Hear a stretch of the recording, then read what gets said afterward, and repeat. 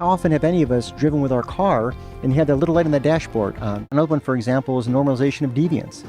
And that's a fancy NASA way of saying something that creeps into our system that slowly changes over time that shouldn't, but it's kind of a hitchhiker onto change. For example, during Challenger's time, before Challenger, we start seeing small degradation of the O-rings.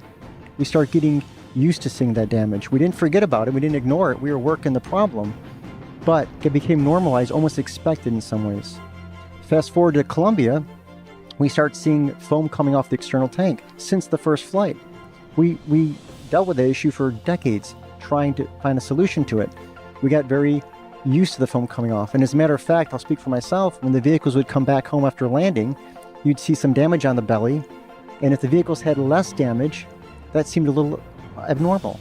You were expecting to see more damage. So that became normalized over time. Those are that human DNA I mentioned earlier. It's so easy to sneak into our system.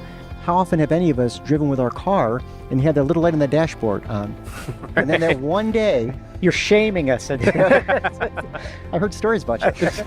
And then one day the light goes out, right? And it's like, wow, why'd that light go out? That's really weird. Well, I could probably guess when you bought the car, it didn't come off the lot with that light on, right? But we got so normalized to that, or the knock in the engine, or that thump in the tire.